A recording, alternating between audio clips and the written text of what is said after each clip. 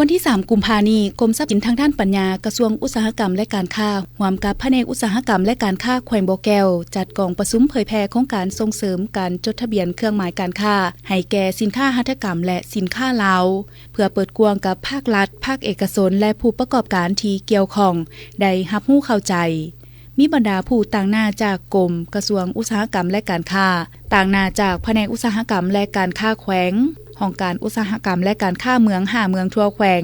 แผนกกสิกรรมและป่าไม้แผนกแผนการแผนกแถลงข่าววัฒนธรรมและท่องเที่ยวตำรวจเศรษฐกิจแขวงกรมทรัพย์สินทางปัญญาบรรดาผู้ผลิตและผู้ประกอบการสมาคมหัตถกรรมเข้าร่วมท่านนางศรีอำไพสุรธีหัวหน้าแผนกอุตสาหกรรมและการค้าแขวงบ่อแก้วยังได้มีคำเห็นต่อกองประชุมว่าต่อกับการจะตั้งพันขยายนิติกรรมเกี่ยวกับการจดทะเบียนเครื่องหมายการค้าให้กับขั้นแขวงและขั้นเมืองเพื่อความละเอียดชัดเจนทางนี้ก็เพื่อปกป้องทรัพย์สินทางปัญญาของผู้ผลิตหัวหน่วยธุรกิจให้มีความสะดวกหรือว่าทรัพย์สินทางปัญญาของผู้ผลิตหัวหน่วยธุรกิจให้มีความสะดวกและทางการทางเฮ็ดให้การเคลื่อนไหวมีความเป็นระบบและเป็นเอกภาพระหว่างขั้นศูนย์กลางหรือว่าท้องถิ่นตัวอย่างว่าการขึ้นทะเบียนวิสาหกิจเนาะจะเป็นขั้นเมืองขั้นแขวงหรือศูนย์กลางเขาก็เป็นระบบอันนึงอันเดียวกันผู้ได้ข้อมูลอันนึงอันเดียวกันและภาคธุรกิจเองก็มีความสะดวก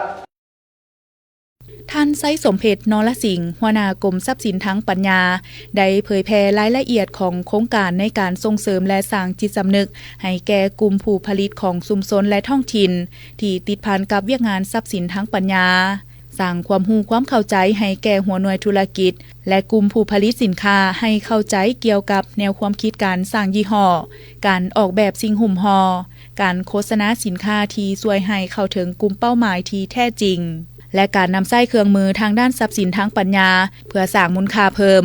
ผู้เข้าร่วมสามารถเห็นได้ถึงความสำคัญถึงการนำใช้สิทธิปกป้องทรัพย์สินทางปัญญาของตนเองต่อการพัฒนาประเทศชาติเป็นตัวขับเคลื่อนยู่แหงสร้างเศรษฐกิจให้มีประสิทธิผล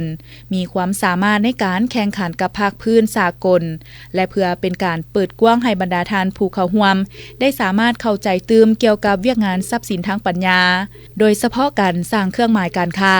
ซึ่งเป็นส่วนสำคัญที่จะเฮ็ดให้กิจการของบรรดาผู้ประกอบการได้มีชื่อเสียงและเป็นที่ยอมรับในทั่วสังคมสภาพเงื่อนไขแห่งการสร้างสาพัฒนาประเทศชาติในระยะใหม่แม้นมีความเรียกร้องต้องการให้มีการสร้างเศรษฐกิจให้มีประสิทธิผลและมีความอาจสามารถในด้านการแข่งขันซึ่งทรัพย์สินทางด้านปัญญาก็เป็นเครื่องมืออันหนึ่งที่สำคัญในการสร้างเศรษฐกิจดังกล่าวในระยะผ่านมาอยู่สาธารณรัฐประชาธิปไตยประชาชนลาวเฮาก็มีการพัฒนาไปเทื่อละก้าวโดยเฉพาะแนวทางการพัฒนาเวียกงานทรัพย์สินทางปัญญาในกรอบอาเซียนในหลายปัจจัยของการเริ่มเฮ็ดธุรกิจขนาดน้อยหรือกลางการคำนึงถึงทรัพย์สินทางปัญญาของตนการสร้างมูลค่าเพิ่มรวมทั้งการสร้างเครื่องหมายการค้าของตนนั้นปัจจุบันถือว่ายังอยู่ในระดับที่น้อยหลายการนำใช้ทรัพย์สินทางปัญญาคือกุญแจที่สำคัญของการขับเคลื่อนดังกล่าว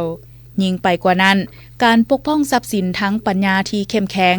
ยังเป็นปัจจัยสำคัญของการเฮ็ดให้เกิดการลงทุนและกิจกรรมทางด้านการค้าจากต่างประเทศอีกด้วยพร้อมเดียวกันนั้นก็ได้รับฟังการบรรยายจากวิทยากรของกรมทรัพย์สินทางปัญญาในหัวข้อแนวทางการพัฒนาเวียกงานทรัพย์สินทางปัญญาในกรอบอาเซียนแผนพัฒนาทรัพย์สินทางปัญญาและความสำคัญของเวียกงานทรัพย์สินทางปัญญาสำหรับธุรกิจความสำคัญของเครื่องหมายการค้าต่อกับขบวนการผลิตเป็นสินค้าขั้นตอนและสถิติการจดทะเบียนเครื่องหมายการค้าที่สาธารณรัฐประชาธิปไตยประชาชนลาวพร้อมนั้นในกองประชุมดังกล่าวยังได้มีการสนทนาถามตอบและแลกเปลี่ยนความคิดเห็นระหว่างผู้เข้าร่วมกับวิทยากรที่มีประสบการณ์เกี่ยวกับทรัพย์สินทางปัญญาที่จะช่วยเฮ็ดให้ผู้ประกอบการสามารถเข้าใจได้ถึงบรรดาประเภทของทรัพย์สินทางปัญญาช่วยให้ผู้ประกอบการเข้าใจถึงผลประโยชน์จากการนำใช้ทรัพย์สินทางปัญญาในธุรกิจของตนโดยติดพันกับขบวนการผลิตสินค้าหัตถกรรมและสินค้าลาวเจ้าของ